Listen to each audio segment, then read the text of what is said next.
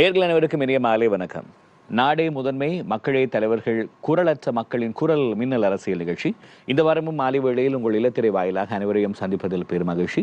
சமகால அரசியல் களம் தொடர்பிலே இன்றைய மின்னல் நிகழ்ச்சியிலே நாங்கள் பேச இருக்கிறோம். 2 அரசியல் பிரமுகர்கள் எங்களுடைய அழைப்பினை ஏற்று நிகழ்ச்சிக்கு வருகை தந்திருக்கிறார்கள். அவர்களை அறிமுகம் செய்வதற்கு முன்னர் வழமை போல ஒரு திருக்குறளோடு நிகழ்ச்சியை நாங்கள் ஆரம்பிப்போம். அறத்துப்பால் புறம் கூறாமை 181வது திருக்குறள்.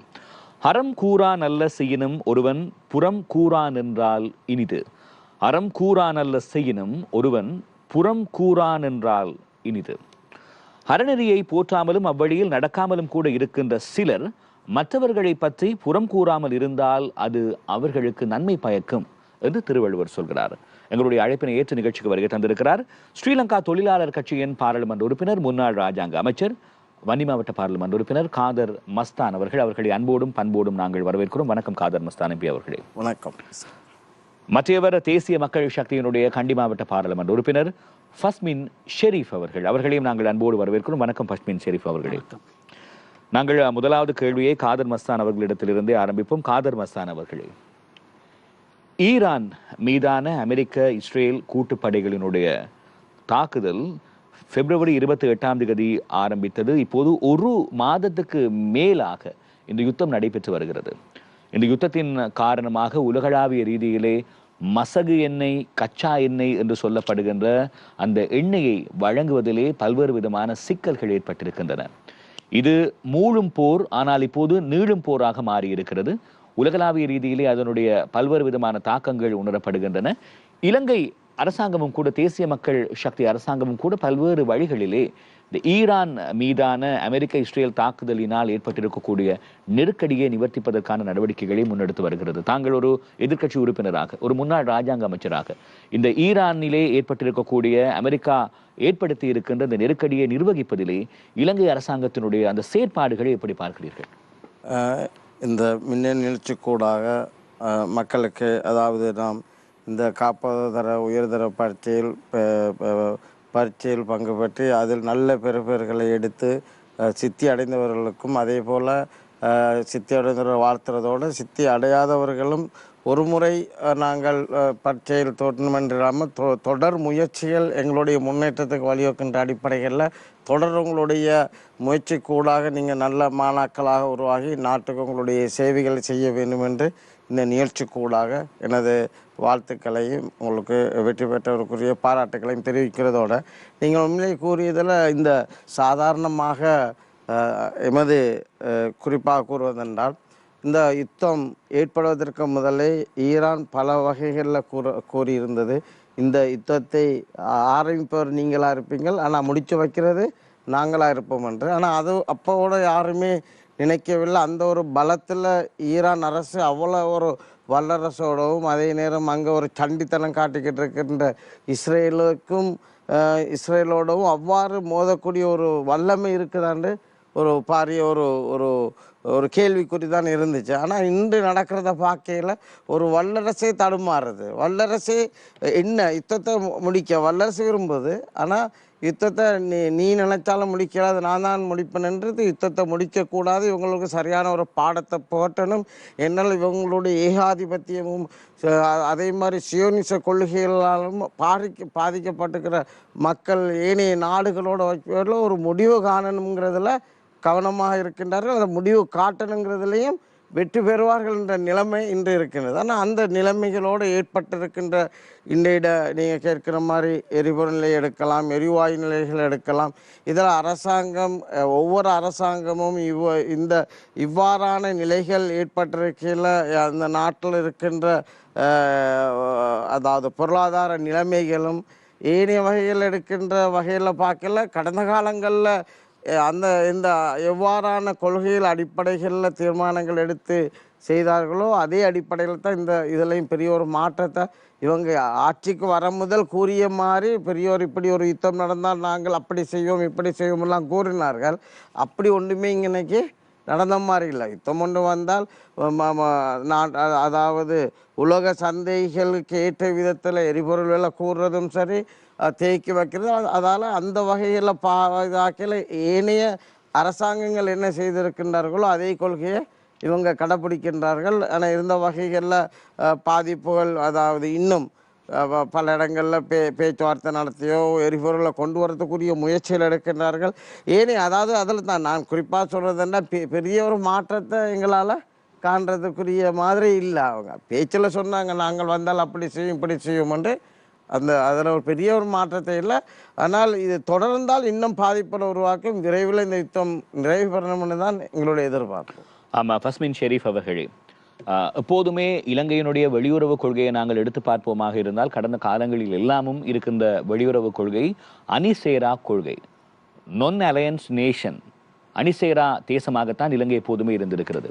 எங்கள் எல்லோருக்கும் தெரிந்த விடயம், சர்வதேச கடற்பரப்பிலே தத்தளித்துக் கொண்டிருக்கக்கூடிய ஈரான் கடற்படையினரை மீட்டது. அதிலே யுத்தத்திலே உயிரிழந்தவர்களுடைய ஜனாசாக்களை ஈரானுக்கு பாதுகாப்பாக அனுப்பி வைத்தது. இப்படியான பல்வேறு விடயங்களிலே இலங்கை தலைமைத்துவம் ஏற்றிருக்கிறது. ஆகவே இப்படியான ஒரு சூழ்நிலையிலே இந்த சர்வதேச ரீதியாக ஏற்பட்டிருக்கக்கூடிய இந்த நெருக்கடியை அரசாங்கம் முகாமைத்துவம் செய்வது சம்பந்தமாக பல்வேறு விதமான விடயங்கள் இருக்கின்றன. சிலர் அதனை நன்றாகவும் பார்க்கக்கூடியவர்கள் இருக்கிறார்கள், அது சம்பந்தமான விமர்சனங்களும் இருக்கின்றன. ஆகவே இன்னமும் இலங்கை அரசாங்கம் அணிசேரா கொள்கையுடனா இந்த சர்வதேச நெருக்கடியை முகாமைத்துவம் செய்து கொண்டிருக்கிறது. ஜனாதிபதி அவர்களும் கூட இந்த நடுவு நிலைமையோடு நாங்கள் பிரச்சனைகளை அணுகுகிறோம் என்கிற விடயத்தை சொல்லியிருந்தார். எப்படி நிர்வகிக்கிறீர்கள்?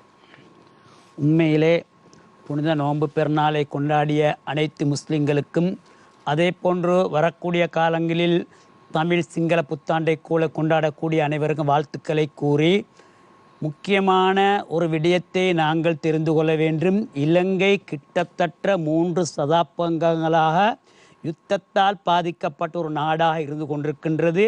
யுத்தத்துடைய பாதிப்புகளை இலங்கை மக்கள் நாங்கள் நிச்சயமாக அறிவோம். அதாவது குறிப்பாக யாழ்ப்பாணம், அதே மாதிரி வடக்கு கிழக்கு மாகாணங்களில் வாழ்ந்த மக்கள் யுத்தத்தால் எப்படி பாதிக்கப்பட்டார்கள், அந்த யுத்தத்தால் எத்தனை குடும்பங்கள் அனாதைகளாகின்றது, அதே போன்று எத்தனை பேர் கால்களை இழந்தார்கள், கைகளை இழந்தார்கள், அவங்களுடைய பொருளாதாரத்தில் எவ்வளவு பாதிப்புகளை ஏற்படுத்தப்பட்டது என்பதை இலங்கை மக்கள் அறிந்து வைத்துள்ளார்கள். அதனால் இலங்கை மக்கள் யாருமே யுத்தத்துக்கு சார்பான யுத்தத்தை ஆதரிக்கக்கூடிய நிலைமையில் இல்லை.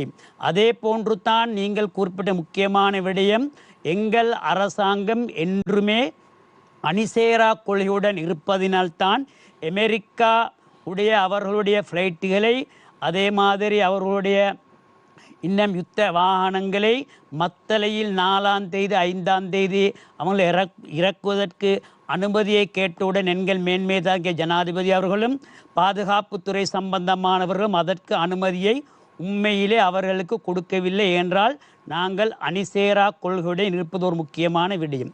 அதே போன்று இன்று பல விடயங்களை குறிப்பிட்டு பேசுகிறார்கள்.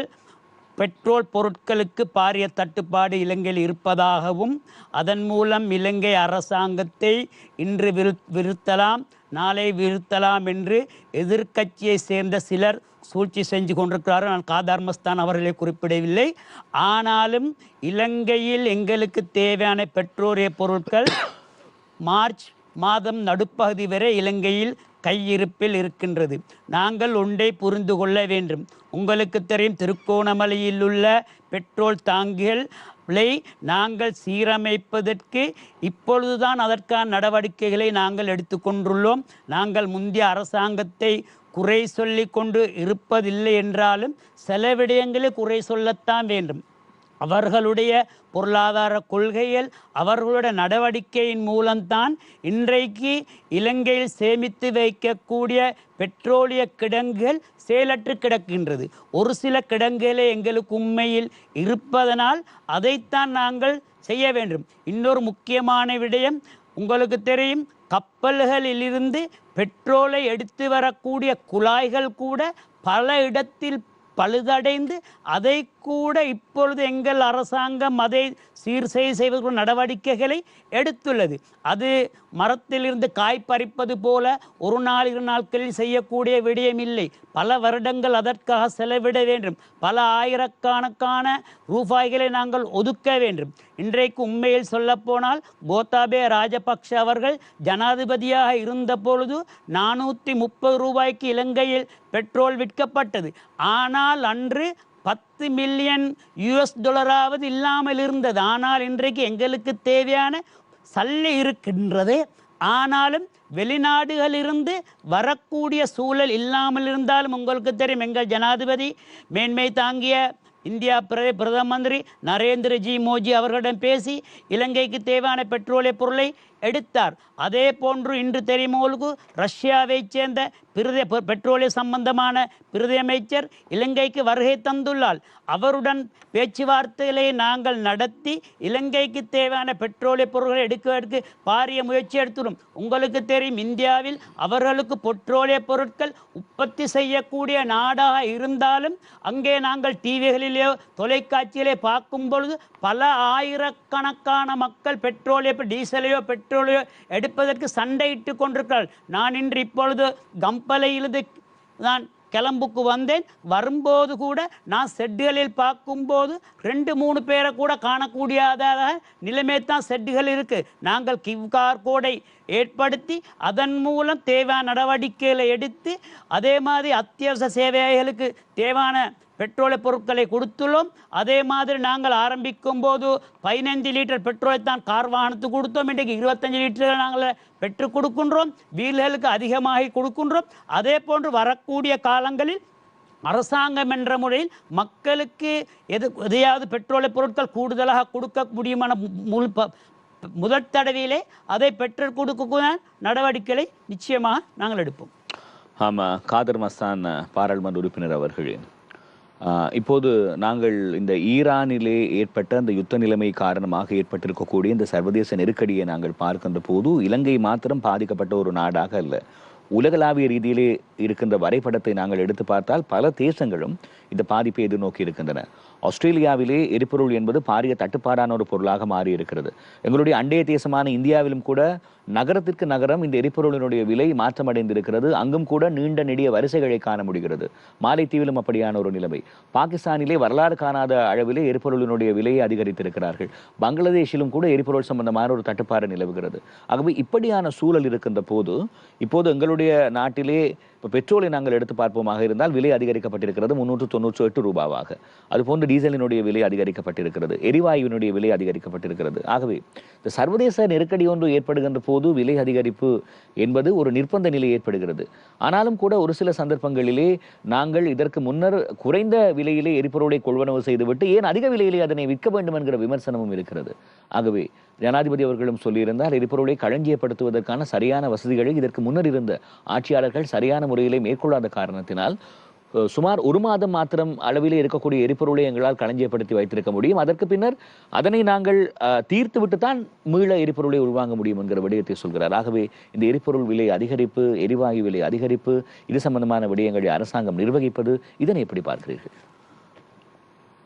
இப்போ இதில் அதாவது ஆட்சிக்கு வரையிலே அவங்களுக்கு தெரியும் நாட்டு நிலைமை என்னண்டு.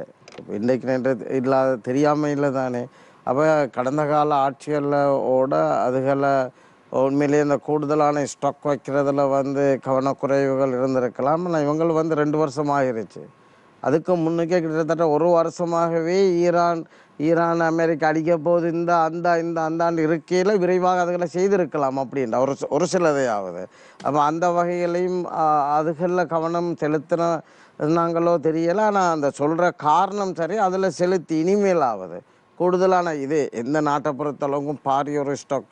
இப்போ இந்தியாவை எடுக்கலாம், ஏனி அயல் நாடுகளை எடுக்கையில் அப்போ அங்கே உள்ள விலையேற்றத்துக்கும் அங்கே உள்ள தட்டுப்பாட்டை விட இங்கே இருந்த கடந்த கால ஆட்சியாளர்கள் ஓரளவுக்கு அவங்க ஸ்டாக்கப் பேன்றதுக்குரிய ஏற்பாடு செஞ்சு தானே இருக்கிறாங்க.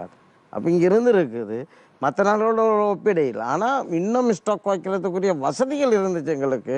ட்ரிங்கோமலையில் உள்ள அந்த பெரிய டாங்கிகள்லாம் இருந்துச்சு. ஆனால் அதுகளில் கவனக்குறைவுகளும் இல்லாட்டி இந்த நிலைமைகளை யாருமே எதிர்பாராத ஒரு தன்மையும் தான் இந்த ஸ்டாக்கில் அவங்க பேன்றதில் கடந்த காலத்தில் இருந்த ஆட்சியாளர்கள் விட்ட பிழைகள். அதை நாங்கள் ஏற்றுக்கலாம். ஆனால் இவங்களே இருந்திருந்தாலும் இப்படி ஒரு நிலைமை வரும், இப்படி செய்வோங்கிறத சிந்திச்சு செய்திருப்பாங்களாங்கிறதுல சந்தேகம். அப்படி ஒரு நிலைமைன்னு இந்த 1 வருடமாக கிட்டத்தட்ட பேசிக்கிட்டு இருந்தாங்க.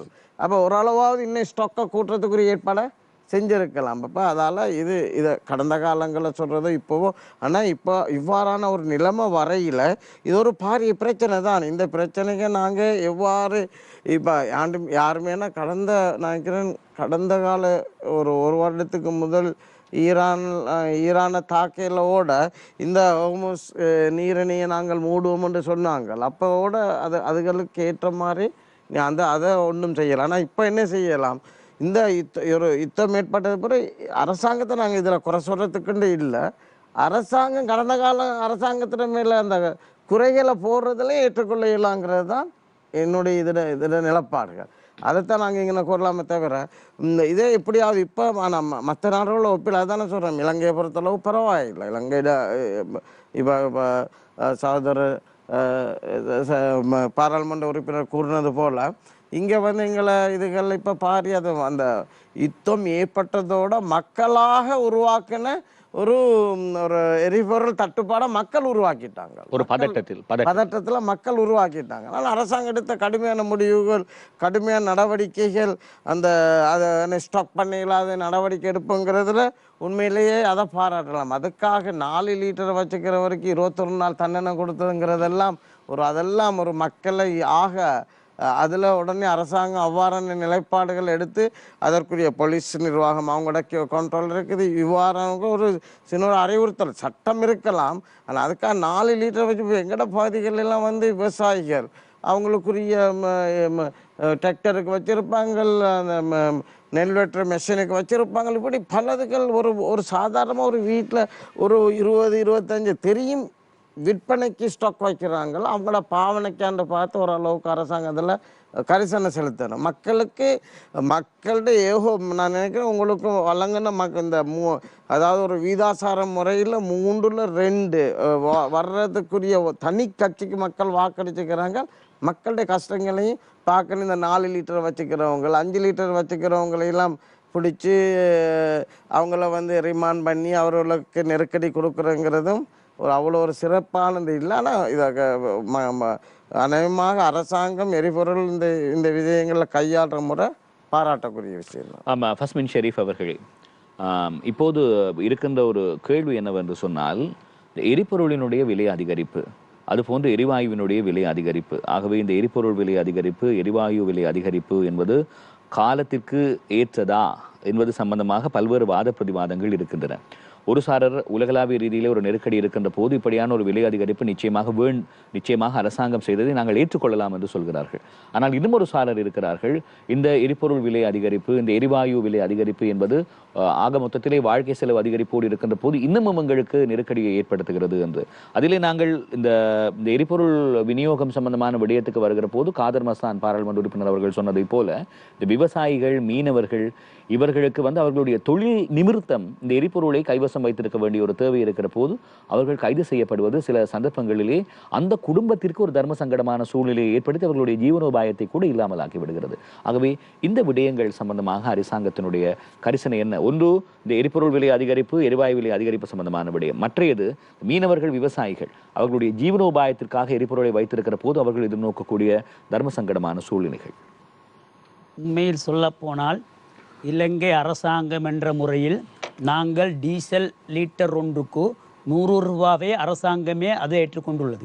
அதே மாதிரி பெட்ரோல் ஒரு லிட்டருக்கு 20 ரூபாவே அரசாங்கம் மக்களுக்கு ஒரு சகனையாக கொடுக்குது. அதே போன்று சில இடத்தில் இப்போ காதர் மஸ்தான் எம்பி அவர் சொன்ன மாதிரி நானும் தனிப்பட்ட முறையில் 4 லிட்டர் பெட்ரோலையோ டீசலையோ வைத்திருப்பவர் ஒருவரை கைது செய்து நடவடிக்கை எடுப்பதை நாங்களும் ஏற்றுக்கொள்வதில்லை.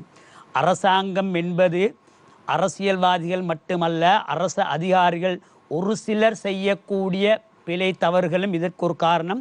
அதற்காக நாங்கள் குறிப்பாக சொல்லப்போனால் எதிர்க்கட்சி அரசியல்வாதிகளுக்கு துணை போகக்கூடிய ஒரு சில அரசு அதிகாரிகள் இதை வேண்டுமென்றே இது மாதிரியான நடவடிக்கைகள் எடுத்து மக்களை அசௌகரியத்துக்கு செய்வதற்குரிய நடவடிக்கைகளையும் உண்மையிலே சில அதிகாரிகள் செய்கின்றார்கள். அது சம்பந்தமாக நாங்கள் வரக்கூடிய காலத்தை ஜனாதிபதியுடன் கதைக்க வேண்டும். அதே போன்று மேலே காதர் மஸ்தான் எம்பி அவரை குறிப்பிட்டது மாதிரி மீனவர்களுக்கும் விவசாயிகளுக்கும் அவர்களுக்கு தேவையான பெட்ரோலையோ டீசலையோ வைக்கக்கூடியதற்கான அனுமதியை அரசாங்கம் கொடுத்தது. அவர்களுக்கு தேவையான டீசல் பெட்ரோலை கொள்முதல் செய்வதற்கு கூடிய அவர்களுக்கு கிவாரோடையோ அதே மாதிரி ஏஜி மேடம் அதிபர்களூடாக அவர்களுக்கு தேவையான நடவடிக்கைகளை நாங்கள் கொடுத்துள்ளோம். இன்று பெட்ரோல் டீசல் விலை சம்பந்தமாக குறிப்பிட்டார்கள்.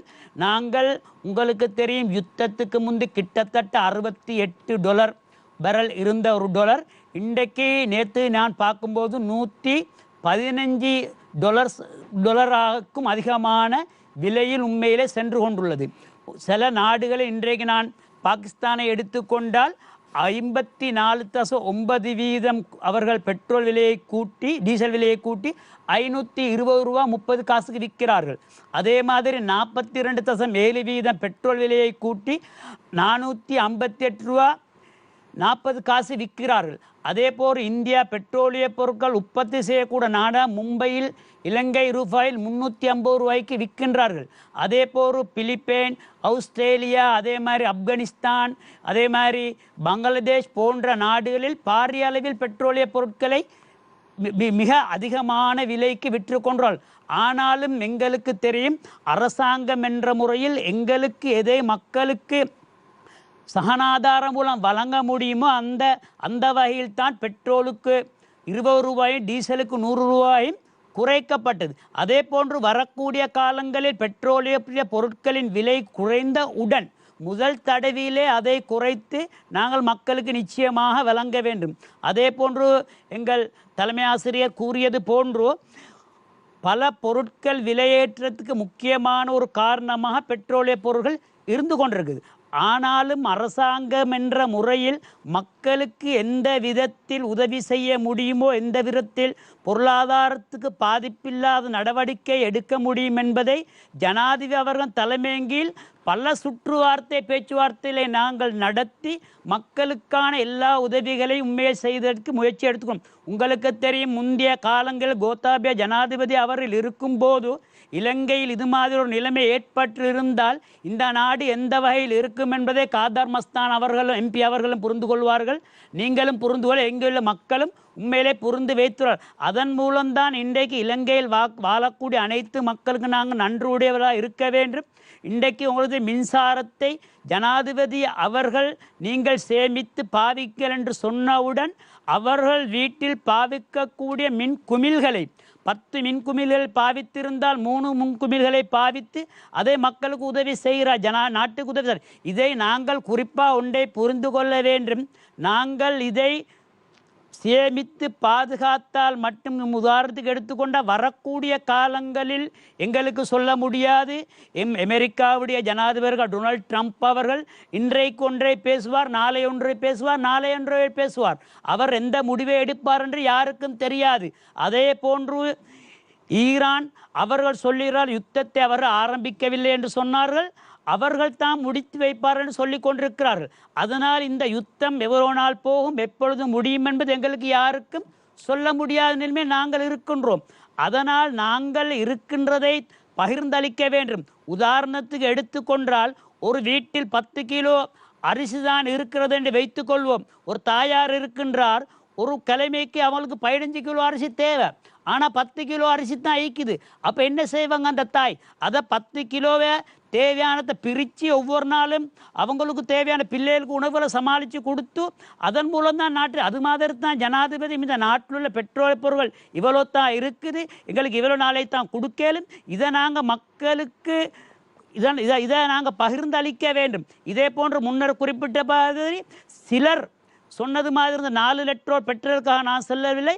சிலர் ஆயிரக்கணக்கான 6000 7000 லிட்டரை கூட களவில் கொண்டு வைத்து பாரிய வியாபாரத்துக்கு வைத்து பல மில்லியன் கணக்கான ரூபாவை சம்பாதிக்கக்கூடியவர் இருக்கிறார்கள். அவர்களுக்காகத்தான் இந்த சட்டங்களை போட்டு அவர்கள் நடவடிக்கை எடுக்க வேண்டுமே ஒழிய இந்த 4 லிட்டரும் 2 லிட்டரும் வைப்பதற்காக அல்ல. அது சட்டத்தை போடவில்லை என்றால் அனைவருக்கும் வேண்டிய அளவு பெட்ரோலிய பொருட்களை கொண்டு வீட்டில் வைப்பதன் மூலம் அவர்களுக்கு பெட்ரோலிய பொருட்களை வைப்பதன் மூலம் சின்ன பிள்ளைகள் வீட்டில் இருக்கிறார்கள், அதன் மூலம் பாரிய பிரச்சனை நெருப்புகள் பற்ற முடியும். அது மட்டுமில்லை, வரக்கூடிய காலங்களில் எந்த பிரச்சனையும் இல்லை. எல்லாருக்கும் தேவையான பெட்ரோலை பொருட்களை எடுக்கக்கூடிய சந்தர்ப்பங்கள் இருந்தால் யாருக்கும் பிரச்சனை இல்லாமல் தேவையான அவங்களுடைய வாகனங்களுக்கு பெட்ரோல் பொருள் எடுக்கக்கூடியதாக இருக்கும். காதர் மஸ்தான் பாராளுமன்ற உறுப்பினர் அவர்களே, இப்போது ஒரு நீர் வெட்டு அமுல்படுத்தப்படுகிறது, ஒரு மின்சார துண்டிப்பு சம்பந்தமாக பேசப்பட்டு வருகிறது. அதே வேளையிலே இலங்கை பொது பயன்பாடுகள் ஆணைக்குழு PUCSL என்று சொல்லக்கூடியவர்கள் மின்சார கட்டண அதிகரிப்பு சம்பந்தமாக பேசுகிறார்கள். இப்போது இருக்கின்ற வானிலை சம்பந்தமாக நான் சொல்லி உங்களுக்கு தெரிய வேண்டியதில்லை. கொழும்பிலே இப்பொழுது நாங்கள் ஒரு AC கலையகத்தில் இருந்து பேசிக் கொண்டிருக்கிறோம். ஆகவே இங்கும் கூட ஒரு குழுக்கமாகத்தான் இருக்கிறது. ஆனால் இதற்கு வெளியே போனால் இதனை விட ஒரு பாரிய வெப்ப மிகுதி இருக்கிறது. நான் ஃபஸ்மின் ஷெரீப் அவர்களோடு பாராளுமன்ற உறுப்பினர் அவர்களோடு கேட்டபோது கண்டியிலும் கூட கொழும்பை விஞ்சுகிற வெப்பம் இருப்பதாக சொல்லியிருக்கிறார். ஆகவே இப்படியான ஒரு சந்தர்ப்பத்திலே ஒரு நீர்வெட்டு, ஒரு மின்சார துண்டிப்பு, ஒரு மின்சார கட்டண அதிகரிப்பு என்பன சம்பந்தமான விடயங்கள் பேசப்படுகின்றன. ஆகவே நீங்கள் வன்னியிலே இருக்கிற ஒரு பாராளுமன்ற உறுப்பினராக இந்த விடயங்களை தாங்கிக் கொள்ளக்கூடிய, இந்த சுமைகளை ஏற்றுக்கொள்ளக்கூடிய மனோநிலையிலே மக்கள் இருக்கிறார்களா? எப்படி பார்க்க வேண்டும் இதனை நாங்கள்? உண்மையிலே இப்போ இவ்வாறான நிலைமைகள் வரையில் அரசாங்கத்தை பொறுத்தளவுக்கு ஒரு ஒரு ஒரு ஒரு தீர்க்கமான ஒரு முடிவுகளுக்கு வந்து இவ்வாறான மின்வெட்டுதலுக்கு போகக்கூடிய ஒரு சந்தர்ப்பத்தை தவிர்க்க முடியாது. ஆனால் இதுகள் ஏற்படாமல் இருக்கிறது தான் கடந்த காலங்கள் அரசாங்கம் வந்து வின் பவர், சோலார் பவர் திட்டங்களை பாரிய அளவு செஞ்சுக்கிறாங்க. செஞ்சும் இது ஏற்படுற அளவு இருக்கிறதுங்கிறதுல அதில் என்ன குறைபாடுங்கிறத பார்க்கணும். வேண்டாம், இந்த வின் பவர் விஷயத்திலேயே எங்களோட மன்னார் மக்கள் கடும் எதிர்ப்பு. மன்னார் தீவுக்குள்ளே இதை செய்யாதீங்கன்னு தான் அவங்க சொல்கிறாங்களே தவிர, மன்னார் மாவட்டத்தில் ஏனைய பகுதிகளில் செய்யுங்கன்னு சொன்னாங்க. இந்த அரசாங்கம், இந்த ஜனாதிபதி வந்து அங்கு உறுதியளித்தார், வின் பவர் நாங்கள் செய்ய மாட்டோம், நிப்பாட்டுவோம். ஆனால் அதுவும் செய்யப்பட்டுச்சு. அப்படி செஞ்சும் இவ்வாறான ஒரு தட்டுப்பாடு ஏற்படுறங்கிறது ஒரு பாரிய பிரச்சனை. இப்போ சாதாரணமாக எங்களோட மன்னார் மாவட்டத்திலோட குறிப்பாக அன்று சொல்லப்பட்டது, ஜனாதிபதி அவர்களோட நாங்கள் கதைக்கையிலும் இதை தவிர்க்க இயலாது, இதைகளை தவிர்த்தால் நாங்கள் பாரிய மின்வெட்டுக்கு முகம் கொடுக்க வேண்டி வரும், அதால் இதை செய்யணும்னு தான் சொன்னாங்க. கடைசியாக அந்த அவங்களோட ஜனாதிபதி தேர்தல் காலத்தில் அங்கு வந்து மக்களுக்கு கொடுக்கப்பட்ட வாக்குறுதியோடு மீறி அதை செஞ்சாங்க. அப்படி செஞ்சும் இவ்வாறான ஒரு நிலைமை ஏற்படுறதுக்குரிய ஒரு சூழல் ஏற்படுறது விரைவாக.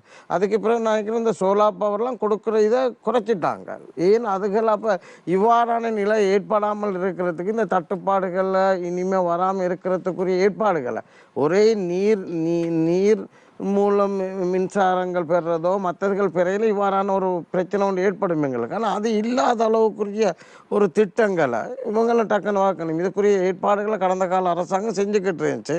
இவங்க வந்ததுக்கு பிறகு அதெல்லாம் தொடர்ச்சியாக செஞ்சாங்க.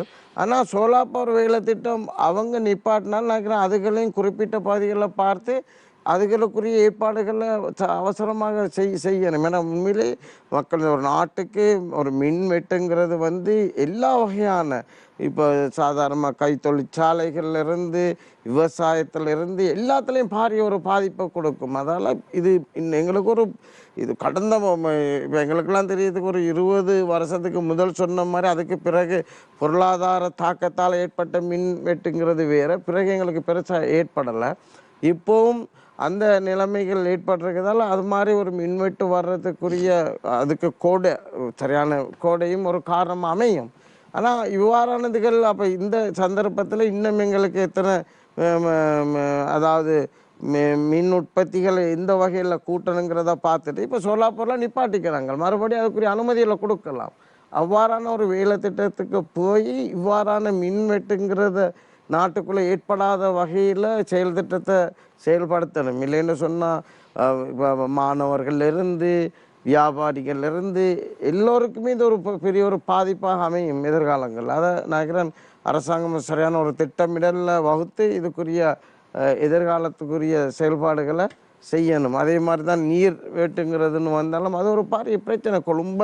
கொழும்பை அண்டிய ஏனைய பாதிகளில் வந்து நிலத்தடி நீருங்கிற பிரச்சனைகள், நிலத்தடி நீர் குளம் அப்படி இருக்குது. ஆனால் கொழும்பாண்டிய மக்கள் வாழ்கிறங்கிறது ஒரு பாரிய பிரச்சனையாகும். அப்போ இதுகள் வந்து 76 வருஷமாக என்ன செஞ்சது இல்லாமல் நீங்கள் வந்து அதுக்குரிய முடிவுகளை எடுக்கிறதுக்குரிய ஏற்பாடுகளை செய்யணும்னு தான் மக்கள் எதிர்பார்த்து தான் ஒரு மாற்றத்தை தந்துக்கிறாங்க. அந்த மாற்றத்துக்கு நானும் தொடர்ச்சியாக பாராளுமன்றத்தில் ஆதரிச்சுக்கிட்டு தான் இருக்கிறேன். அவங்களோட பட்ஜெட்டில் இருந்து நல்ல விஷயத்தை ஆதரிக்கிறோம், பிழையானதுகளை எதிர்க்கிறோம். அப்போ அவங்களோட ஆதரவாளர்கள், அவங்களோட கட்சியில் ஆதரவாளர் ஃபேஸ்புக்கில், அதாவது உங்களுக்கு தெரிஞ்சானா இந்த ஈரான்ட கப்பல் தாக்கப்பட்டு அதில் இருந்த 86 விமான நம்ம நேவி ஆட்கள் இறந்ததோடு நான் கொஞ்சம் அது சம்பந்தமாக நான் எதிர்த்ததோடு அதில் உள்ளவர்கள் ஒரு விதமான ஒரு எழுத்துக்கள். அப்போ நல்ல விஷயத்தை ஆதரிக்கணும், பிழைன்னு சொல்கிறோம். அதே மாதிரி அடுத்த நாள் ஜனாதிபதி நல்ல ஒரு விஷயம் உண்மையில பாராட்டணும். அதுதான் நாங்கள் அடுத்த நாள் அவ்வாறான நிலைமை ஏற்படாமல் உடனடியாக அதே ஈரான் நேவிக்குரிய அந்த கப்பல் இருந்து உடனே அதுக்குரிய ஆட்களை எடுத்துக்கிட்டு உயிர்களை பாதுகாத்தார். உடனே அதுக்கு நன்றி சொன்னோம். அதுதான் எங்களுடைய கொள்கை.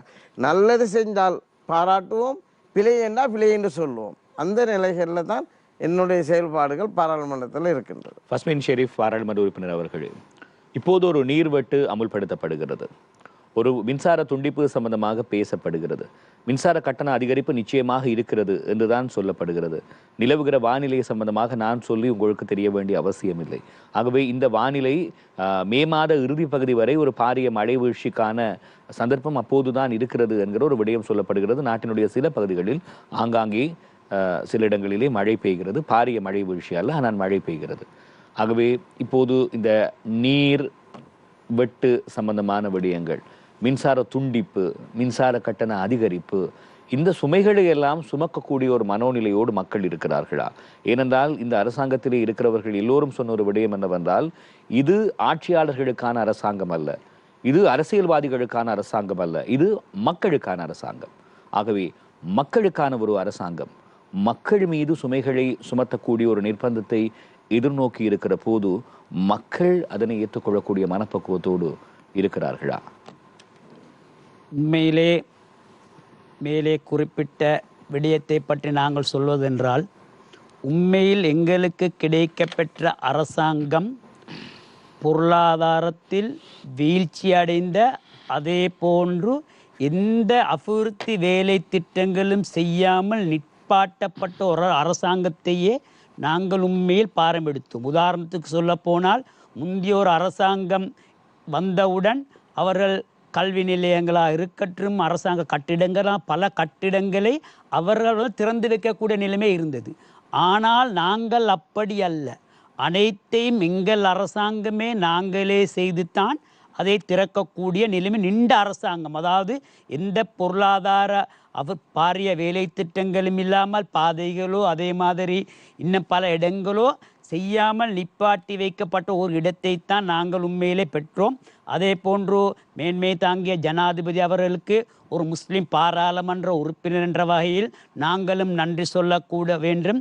ஏனென்றால் ஈரான் கப்பலில் வந்து அமெரிக்காவால் அவர்களுக்கு ஒரு கப்பலை சேதப்படுத்திய போது 32 உயிர்களையும் அதே போன்று 84 மையத்துகளையும் ஈரானுக்கு மத்தள விமானத்தளமூட அனுப்பி வைத்தார்கள். அதே போன்று இன்னொரு கப்பலில் 204 உயிர்களை காப்பாற்றி உலகத்துக்கே ஒரு எடுத்துக்காட்டாக, அன்று நீங்கள் வெளிநாட்டில் ஊடகங்களை பார்த்தீர்கள் என்றால் பிபிசியாக இருக்கலாம், அல் ஜசீராவாக இருக்கலாம், அனைத்து நாடுகளும் இலங்கை ஜனாதிபதி அவர்களுக்கு பாரிய ஒரு வெற்றி வீரர் என்ற முறையில் புகழாரத்தை சூற்றி கொண்டிருந்தார். அதே போன்று உலகத்தில் எங்களை போன்று 60-70 மடங்கு பெரிய நாடுகள், யுத்த பலத்தில் பாரிய நாடுகள் கூட அந்த விடயத்தில் கை வைக்காத போது உலகத்தில் தலை நிமிர்ந்து எங்களுக்கு நாங்கள் அணிசேரா கொள்கையில் இருக்கின்றோம் என்று மீண்டும் சொல்லி அந்த விடயத்தில்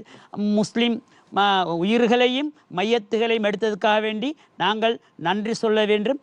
அதே போன்று நீர் பிரச்சினை என்பது உண்மையில் நாங்கள் சொல்ல போனால், இன்றைக்கு கம்பளையை எடுத்துக்கொண்டாலும் பாரிய சூட்டு பிரதேசமாக தான் இருக்கின்றது. உங்களுக்கு தெரியும், மலையம் என்பது ஒரு 10-15 வருடங்களுக்கு முந்தி சொல்ல போனால் குளிர் பிரதேசமாக அறியப்பட்ட பிரதேசம். ஆனால் இன்று கம்பளையில் நான் கூட சில நாட்களில் 3 தடவை குளிக்கக்கூடிய நிலைமை. அவ்வளோ சூடான ஒரு இடமாக இருக்கின்றது. அப்படி என்றால் கொழும்பு எப்படி இருக்கும், ட்ரிங்கோ எப்படி இருக்கும், மட்டக்களப்பு எப்படி இருக்கும்ன்றது நாங்கள் உண்மையில் தெரிந்து கொள்ள வேண்டும். அதே போன்று நீர்த்தேக்கங்களில் பாரிய அளவில் நீர் குறைந்து கொண்டே செல்கின்றது. இதை நாங்கள் மக்களுக்கும், அதற்காகத்தான் மக்களுக்கும் சொல்கின்றோம், நீங்கள் நீரை வீண் விரயம் செய்யாமல் பாவியுங்கள் என்று தான் நாங்கள் சொல்கின்றோம். நாங்கள் நீரை இருந்தே உதாரணத்துக்கு குளங்களிலோ இல்லாட்டி டேம்களிலோ நீர் கொடுக்கக்கூடிய நீரை வைத்து கொண்டு மக்களுக்கு நாங்கள் கொடுக்க முடியாது என்று சொல்லவில்லை. நீர் பற்றாக்குறை இருக்கின்றது, அதனால் தான் அதை எல்லோருக்கும் பகிர்ந்தளிக்க வேண்டும். இதை நாங்கள் இன்னும் ஒரு மாதத்தில் மழை வந்தாலும் அது வரையிலும் அந்த நீரை சமமாக பங்களித்து கொடுத்து அதன் மூலம் நாட்டில் நீர் இல்லா பிரச்சனையை நாங்கள் தீர்க்க வேண்டும். கொழும்பில் நீரை இல்லை என்றால் கண்டிலிருந்து எங்களுக்கு எடுத்துட்டு வர முடியாது. அதே மாதிரி வேறு பிரதேசங்களில் இருந்து எங்களை எடுத்துக்கொண்டு வரக்கூடிய முறை இல்லை. அதற்காக ஜனாதிபதி விசேஷமாக குழுக்களை போட்டு கொழும்பை அண்டிய பிரதேசங்களில் எங்கெல்லாம் நீர் இருக்கின்றது, சுத்தம் குடிப்பதற்குரிய நீராது என்பதை இட்டு அது பவுசர் மூலம் நீர்களை மக்களுக்கு பகிர்ந்தளிப்பதற்குரிய நடவடிக்கைகளையும் எடுத்துள்ளார்கள். அதே போன்று மின்சார கட்டணத்தை பற்றி நாங்கள் உயர்வை பற்றி இப்பொழுது பேசினோம். உண்மையில் சொல்லப்போனால் முன் குறிப்பிட்ட மாதிரி 65-67 டாலருக்கு இன்றைக்கு ஒரு பெரல் ஒன்று $115 போயுள்ளது. எங்களுக்கு உங்களுக்கு தெரியும், நாங்கள் இலங்கையில் தண்ணீரும் அதே மாதிரி நிலக்கரி மூலமும் தான் நாங்கள் இந்த மின்சார உற்பத்திகளை செய்கின்றோம். அது உண்மையில் நிலக்கரி சம்பந்தமாக கூட எங்கள் அமைச்சர் ஜெயக்கொடி அவர்கள், மின்சாரம் சம்பந்தமான அமைச்சர் அவர்கள் பாரிய குற்றச்சாட்டுகளை இந்த எதிர்க்கட்சிகள் வைக்கின்றார்கள். அது எந்த விதத்திலுமே உண்மை இல்லை. அவர்கள் நான் கேட்டபோது தெரிந்து கொண்ட போது $92 ஒரு இது எடுக்கக்கூடிய ஒரு இது உண்டு. இன்றைக்கு $64 தான் எடுக்கிறாங்க.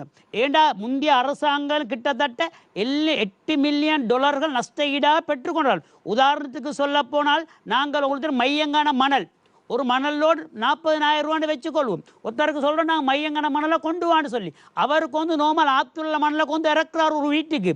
அப்போ என்ன செய்கிற, வேற எங்கேயும் எடுத்துக்கொள்வோமேலா, திருப்பி அனுப்பவே இல்லை சார். நாங்கள் மையங்கான மணல் $40,000 சொன்னால் சும்மா மணல் $20,000 விலைக்கு தான் அதை நாங்கள் அதை எடுக்கிறோம். அதே மாதிரி தான் நிலக்கரியும் நாங்கள் $94 கொன்ற சொன்னத்தை அவங்களுக்கு $32 நாங்கள் குறைச்சி கொடுக்குறோம் இதுக்கு.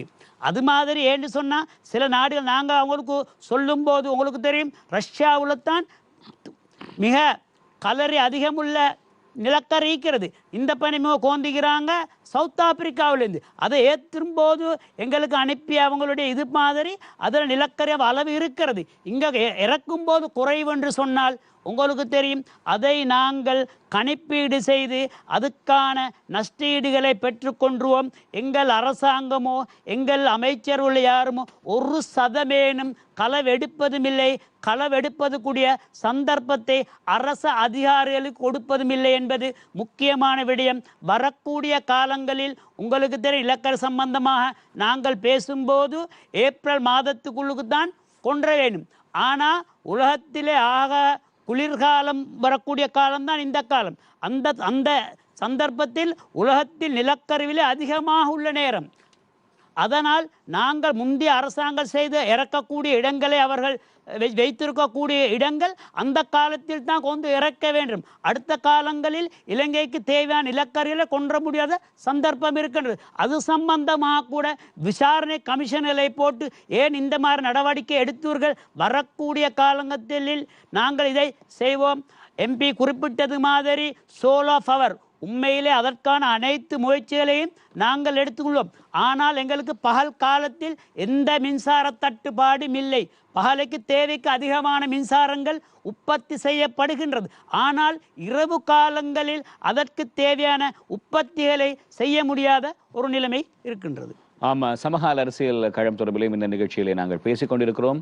எங்களோடு பாராளுமன்ற உறுப்பினர்கள் இருவர் இணைந்திருக்கிறார்கள். பாராளுமன்ற உறுப்பினர் காதர் மஸ்தான் அவர்களும் பாராளுமன்ற உறுப்பினர் ஃபஸ்மின் ஷெரீப் அவர்களும் இணைந்திருக்கிறார்கள். ஒரு இடைவேளை, அந்த இடைவேளையின் பின்னர் மீண்டும் நாங்கள் சந்திப்போம். குரலற்ற மக்களின் குரல் மின்னல். குரலற்ற மக்களின் குரல் மின்னல் நிகழ்ச்சி எங்களோடு பார்லிமெண்ட் உறுப்பினர்கள் இருவர் நிகழ்ச்சியிலே சமகால அரசியல் களம் தொடர்பிலே பேசுவதற்காக இணைந்திருக்கிறார்கள். பார்லிமெண்ட் உறுப்பினர் காதர் மஸ்தான் அவர்களும் பார்லிமெண்ட் உறுப்பினர் ஃபஸ்மின் ஷெரீப் அவர்களும். காதர் மஸ்தான் அவர்களிடத்துக்கு நாங்கள் செல்வோம். காதர் மஸ்தான் அவர்களே, இந்த எரிபொருள் விலை அதிகரிப்பு அனைத்து துறைகளிலும் பாரிய செல்வாக்கு செலுத்தி இருக்கிறது, ஒரு பாரிய விதமான ஒரு அழுத்தத்தை ஏற்படுத்தி இருக்கிறது. இப்போது நாங்கள் ஹோட்டலிலே போய் சாப்பிடுகின்ற உணவாக இருந்தாலும் சரி, சிற்றுண்டி சாலையிலே நாங்கள் உண்கிற தின்பண்டங்களாக இருந்தாலும் சரி, ஒரு பாடசாலை பிள்ளை ஒன்று அவர்களோட வேன் மூலமாக பாடசாலைக்கு செல்வதாக இருந்தாலும் சரி, நாங்கள் வீதிக்கு இறங்கி வாடகை வாகனங்களை கையை காட்டி நிப்பாட்டி அதிலே ஏறி போவதாக இருந்தாலும் சரி, அனைத்து துறைகளிலும் இந்த எரிபொருள் விலையேற்றம் என்பது பாரிய ஒரு செல்வாக்கை செலுத்தி இருக்கிறது, அழுத்தத்தை ஏற்படுத்தி இருக்கிறது, மக்களினுடைய வாழ்க்கை செலவு அதிகரித்திருக்கிறது. ஆகவே மக்களினுடைய வாழ்க்கை செலவு அதிகரிப்பு என்பது ஒரு பிரம்மாண்டமான ஒரு சுமை, மக்களை பொறுத்தவரையிலே ஒரு சுமை. குறிப்பாக இந்த வன்னி போன்ற இடங்களிலே இருக்கக்கூடிய இந்த கிராமப்புறங்களில் இருக்கின்ற மக்களுக்கு அவர்களுடைய ஜீவனோபாயம் சார்ந்தும் கூட ஒரு பல்வேறு விதமான ஒரு கேள்விகள், சிக்கல்கள் எழக்கூடிய ஒரு நிலை. ஆகவே இந்த வாழ்க்கை செலவு அதிகரிப்பு, அதனை முகாமைத்துவம் செய்வது, அல்லது இந்த அரசாங்கத்திலே தாங்களோடு எதிர்த்தரப்பு உறுப்பினராக இருந்து இந்த வன்னியிலே மக்கள் எதிர்நோக்கக்கூடிய சில பிரச்சனைகளை கவனத்துக்கு கொண்டு வரலாம். ஆகவே அப்படி என்ன விடயங்களை நீங்கள் பார்க்கிறீர்கள்? கடந்த இந்த பொருளாதார தாக்கத்துக்கு பிறகு ஏறுற விலைவாசிங்கிறது அது பெரிய அளவுக்கு இறங்கலைன்னு தான் சொல்லலாம். எதுவுமே இங்கே விலை ஏறிடுது, ஆனால் அதை குறைக்கிறங்கிறதுல பாரிய ஒரு பிரச்சனை இருக்குது. அது கடந்த பொருளாதார தாக்கத்திலிருந்து எடுக்கலாம். இந்த அரசாங்கம் வந்ததுக்கு பிறகும் அதே நிலைமை தான். அதுங்கிறது இன்றைக்கி எங்களோட மாவட்ட மக்கள், எங்களோட பாதிகளோட மக்களோட வறுமைங்கிறது அதற்கு பிறகு, அதாவது 3 நேரம் சாப்பிட்றவங்க 2 நேரம் சாப்பிட்ற வீதம் கூடிருச்சு. ஒரு நாள் இப்போ சாதாரண மக்கள் 3 நேரம் சாப்பிடக்கூடியவங்க, அது மாதிரி 1 நேரம் சாப்பிட்றவங்களும் உருவாகிட்டாங்க. உண்மையிலே அதுக்கு காரணம் விலைவாசி தான். அந்த விலைவாசியை அதுக்கு அரசாங்கம் ஒரு நல்ல ஒரு முடிவெடுக்கணும். ஏன்னா இப்போ எரிபொருள் விலை கூட்டுறாங்க, ஆனால் குறைஞ்சதுக்கு பிறகு எரிபொருள் குறைகிற வீதத்துக்கு ஏனைய பொருள் குறையாது. அது கடந்த அரசாங்கமும் செய்த பிழை அதே தான், இப்போ உள்ளவங்க பிழை அதே தான். இப்போ இதில் நாங்கள் எடுக்கலாம். சாதாரணமாக எடுத்துக்கொண்டால் இப்போ ஒரு இப்போ சாதாரணமாக கீரி சம்பா இன்றைக்கி 400 ரூபாய்க்கு விற்கிறாங்க. அது பெரிய மில்காரங்க விற்கிறத பார்க்குறாங்க. இல்லை, நான் பேரை குறிப்பிட விரும்பலை. சாதாரண ஒரு கடையில் போய் 280 ரூபாய்க்கு விற்றா அவங்கள கைது பண்ணுறாங்க. ஏண்டா எங்கட கௌரவ பாராளுமன்ற உறுப்பினர் நண்பர் சொன்ன மாதிரிக்கு இப்போ இதுகளெல்லாம் ஒரு அரசாங்கம் மாறினால்தான் மற்ற அரசாங்கத்தில் ஊழல் வெளியே வரும், எத்தனை பேர் உள்ளுக்கு போவாங்கன்னு தெரியணும். அரசாங்கம் மாறணும். ஏன்னா நான் சொல்கிறது அரிசி விற்பனையிலேயே ஒரு பாரிய ஊழல் நடக்குது. அப்போ இந்த சந்தர்ப்பத்தில் அதுக்குரிய அந்த பெரிய ஒரு முதலாளி கவர்மெண்ட்டுக்கு சார்ந்தவர்னா நடவடிக்கை எடுக்காமல் இருக்கிறங்கிற ஒரு பாரிய பிரச்சனை. மக்களுக்கு எத்தனை பேர் பேசுகிறாங்க, நாங்கள் 280 ரூபாய்க்கு விற்க எழுதலை, 400 ரூபாய்க்கு விற்கிறாங்க கீரி சம்மான்னு.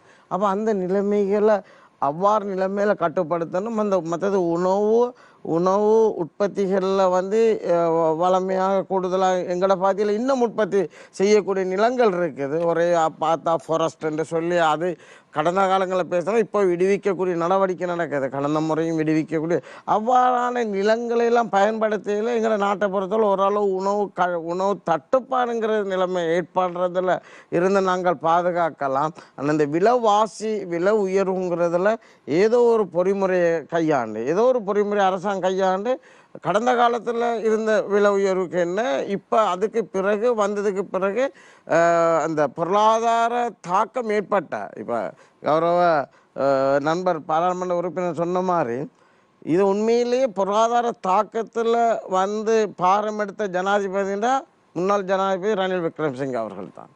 அவர் எடுத்து நாட்டை இங்கே பாரம் கொடுக்கல, பொருளாதாரம் ஓரளவு நல்லா வந்துருச்சு. வேலை திட்டங்கள்லாம் அந்த காலத்தில் வேலை திட்டங்கள் நடந்துச்சு. அந்த வேலைகள் நாங்கள் செய்த வேலைகளையே, அந்த கவர்மெண்டில் செஞ்ச வேலைகளையே இப்போ வந்துக்கிற கவர்மெண்டால் போய் திறந்துக்கிறாங்க. அதுதான் அந்த நடைமுறை வந்துருச்சு. ஆனால் மக்களுடைய விலைவாசி குறைங்கிறதுல எந்த விதமான முன்னேற்றம் இல்லை. இவங்களும் அதை நல்ல முறைகளில் ஒரு ஏதாவது ஒரு பொறிமுறையை கையாண்டு மக்களுக்குரிய, அதாவது அவங்களோட உற்பத்தி பொருளுக்கு நல்ல விலை கொடுக்கணும், அவங்களோட அதுக்கேற்ற மாதிரி அது நியாயமான விலையில் அவங்களுக்கு கிடைக்கணும், நுகர்வோரும் பாதுகாக்கப்படணும், உற்பத்தியாளர்களும் இங்கே பாதுகாக்கப்படணும். அந்த நிலைமை இல்லை. அந்த நிலைமை சாதாரணமாக எங்களோட மாவட்டங்களெல்லாம் விவசாயத்தை சொன்னால் நெல் அறுவடை முந்தி நடக்கும். அந்த காலத்தில் பல முறை சொல்லிக்கிறோம், சென்ற அரசாங்கம் முட்டப்பில்லை, அதே தான் இந்த அரசாங்கம் முடுது. அந்த நேரத்தில் ஒரு விலை நிர்ணயம் இல்லை. விலை நிர்ணயம் இல்லைன்னு சொன்னது தெரியுமா, அவங்க உற்பத்தி செய்கிற நெல்லையெல்லாம் குறைஞ்ச விலைக்கு விற்கலாங்க. அப்போ அதை குறைஞ்ச விலைக்கு விற்கிறதால அவங்களால ஏனைய மாவட்டங்களில் குறிப்பாக தென்பகுதிகளில் எப்போ அந்த நெல் அறுவடை நடக்குதோ அப்போ தான் விலை நிர்ணயிக்கிறாங்க. அதே ஒரு அந்த ஏற்றத்தாழ்வும் இருக்கக்கூடாதுன்னு தான் நாங்கள் சொல்கிறோம். அதுகளெல்லாம் சரியாக கடைப்பிடிச்சா அந்த வறுமை கோடுகள் ஓரளவு பேலன்ஸ் பண்ணலாங்கிறது தான் என்னுடைய எதிர்பார்ப்பு. பஸ்மின் ஷெரீப் அவர்களே, 3 விடயங்கள். முதலாவது, இப்போது சர்வதேச ரீதியில் ஒரு நெருக்கடி ஏற்பட்டிருக்கின்ற போது இலங்கையிலே உணவு தட்டுப்பாடு ஏற்படாத வண்ணம் அதனை சரியான முறையிலே அரசாங்கம் முகாமைத்துவம் செய்கிறதா? அதில் இன்னொரு பக்கம் இருக்கிறது என்னவென்று சொன்னால், இப்போ ஒரு சிலர் என்ன செய்கிறார்கள் என்று சொன்னால் விலைவாசியை ஏற்றி விற்கிறார்கள். அந்த அரிசி விடயம் சம்பந்தமாக காதர் மஸ்தான் பார்லிமெண்ட் உறுப்பினர் அவர்கள் சொல்லியிருந்தார். அரிசி விடயம் சம்பந்தமாக ஒரு சில இடங்களிலே அதிகமாக விற்கிறார்கள். இதனை அரசாங்கம் கண்டும் காணாமலும் இருக்கிறதா என்கிற ஒரு கேள்வி எழுப்பியிருந்தார். இன்னும் ஒரு முக்கியமான விடயத்தை சொல்லியிருந்தார். நானும் அதனை கேட்க வேண்டும் என்று தான் எண்ணிக்கொண்டிருந்தேன். என்னவென்றால், இப்போது எரிபொருள் விலை ஏறி இருக்கிறது. எரிபொருளை சார்ந்து செல்வாக்கு செலுத்தக்கூடிய அனைத்து துறைகளிலும் ஒரு விலையேற்றம் இடம்பெற்றிருக்கிறது. ஆனால் எரிபொருள் விலையை குறைத்த பின்னர் ஏனைய அனைத்து துறைகளிலும் இருக்கக்கூடிய அந்த விலைகளினுடைய ஏற்றம் அந்த எரிபொருள் விலையேற்றத்திற்கு ஏற்றாற் போல மீண்டும் குறைவதில்லை, கொஞ்சம் கொஞ்சமாக குறைகிறது. அதாவது ஏறுகிற போது முயல் வேகத்திலும் இறங்குகிற போது ஆமை வேகத்திலும் இருக்கிறது என்றுதான் சொல்கிறார்கள். ஆமை வேகம் என்று கூட சொல்ல முடியாது, ஆமை போல மெதுவாகத்தான் இருக்கிறது என்று சொல்கிறார்கள். ஆகவே இந்த 3 விடயங்கள் சம்பந்தமாக என்ன நினைக்கிறீர்கள்? ஒன்று, உணவு கையிருப்பிலே இருக்கிறதா? ஒரு சிலர் விலையை ஏற்றி விற்கிறார்கள், அவர்கள் சம்பந்தமாக அரசாங்கம் கண்டும் காணாமலும் இருக்கிறதா? இன்னும் ஒன்று என்னவென்றால், எரிபொருளினுடைய விலைகள் அனைத்தும் இறங்குகிற போதும் ஏனைய பொருட்களுடைய விலையை இறங்கும் என்கிற உத்தரவாதத்தை அரசாங்கம் வழங்குமா? நிச்சயமாக அரசாங்கம் என்ற முறையில் உங்களுக்கு தெரியும் பிரைஸ் கண்ட்ரோல், அதாவது விலையை கட்டுப்படுத்துவதற்கான அதிகாரிகளை கொண்டு நாங்கள் எல்லா இடங்களும் வியாபாரி ஸ்தானங்களை நாங்கள் பரீட்சித்து கொண்டிருக்கின்றோம். அதே போன்று அரிசி சம்பந்தமாக கூட கீரி சம்பா பொன்னி சம்பா தட்டுப்பாடு ஒன்று இலங்கை நிலவுவதால் இலங்கைக்கு இறக்குமதி செய்வதற்கான அனுமதியை அரசாங்கம் என்ற வகையில் நாங்கள் கொடுத்துள்ளோம். அதே போன்று உணவுப் பொருட்களுடைய விலை ஏறுவது போன்று குறைவதில்லை என்ற ஒரு கருத்து சொல்லப்பட்டது.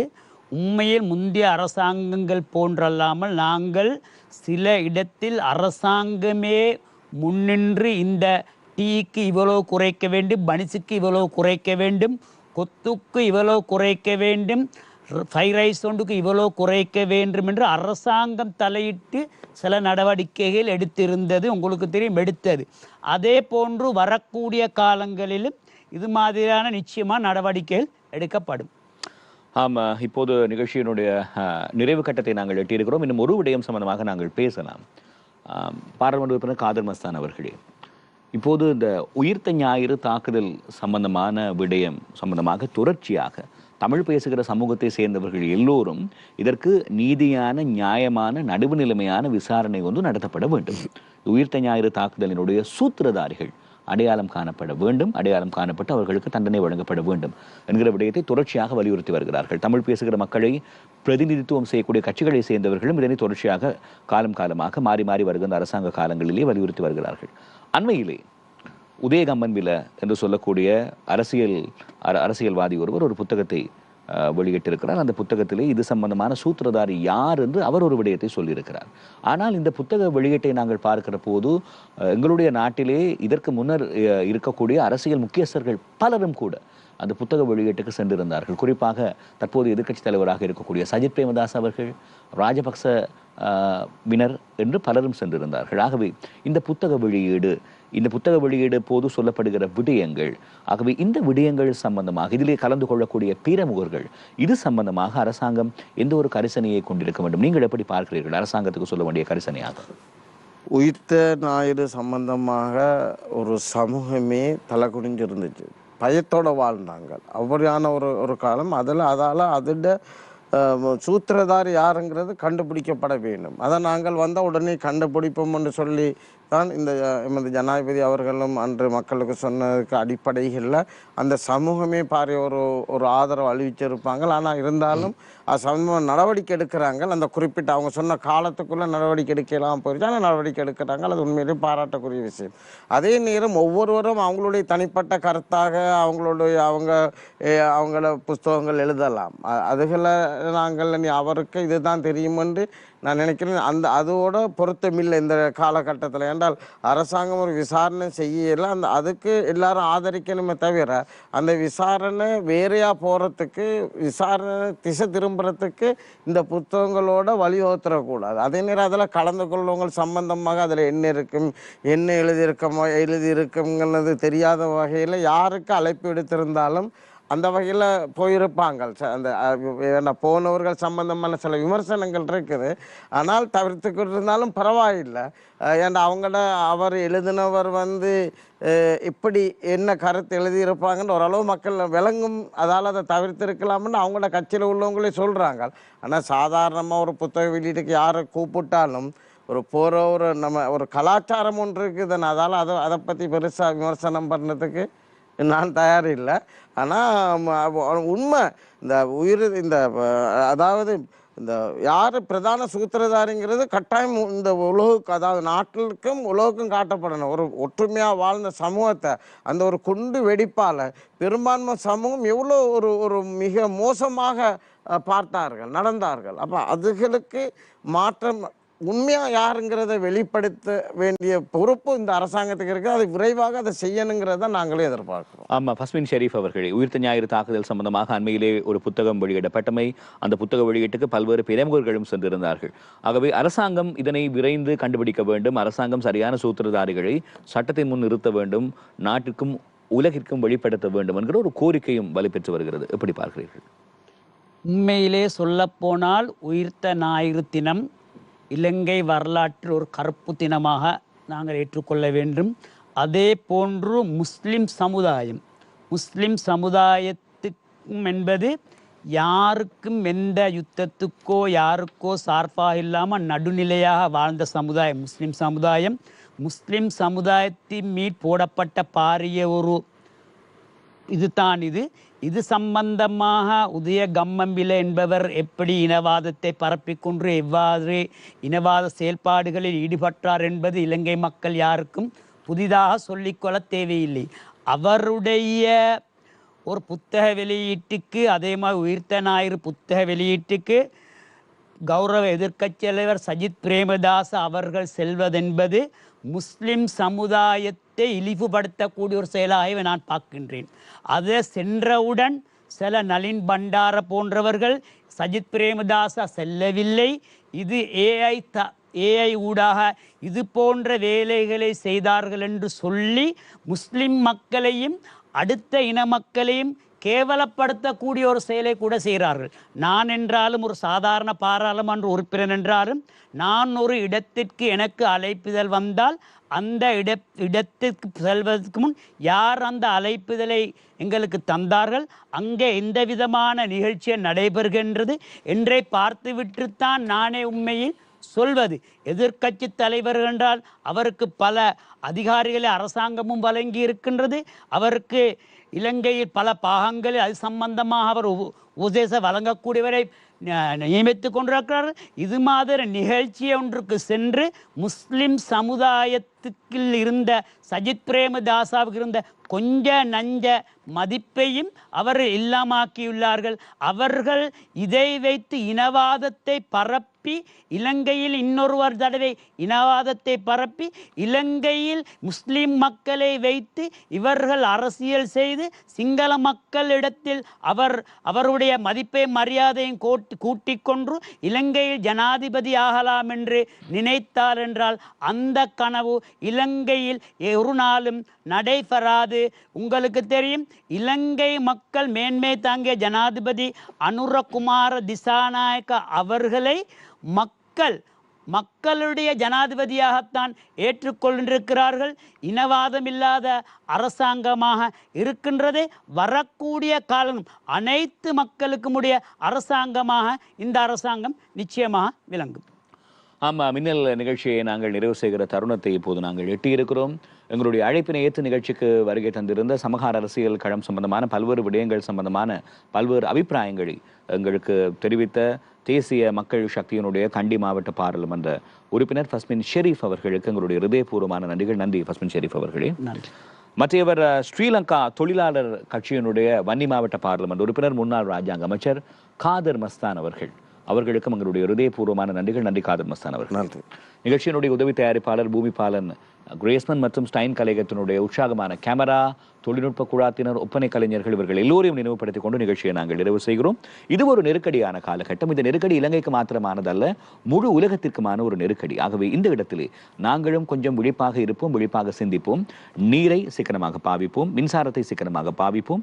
உணவுப் பொருட்களாக இருந்தாலும் கூட அவற்றையும் நாங்கள் சிக்கனமாக பாவிப்போம். நாங்கள் சிக்கனமாக இவற்றை பாவிக்கின்ற போது இன்னும் ஒருவருக்கு அதனை பாவிப்பதற்கான சந்தர்ப்பத்தை சூழ்நிலையை நாங்கள் ஏற்படுத்துகிறோம் என்கிற ஒரு விழிப்புணர்வு செய்தியோடு நிகழ்ச்சியை நாங்கள் நிறைவு செய்கிறோம். எதிர்வரக்கூடிய வாரங்களிலும் நாங்கள் சமூக பிரச்சனையோடு கூடிய அந்த தலைப்புகள் சார்ந்து பேசக்கூடிய பெருமுகர்களோடு சந்திப்போம். அதுவரை நன்றி, வணக்கம்.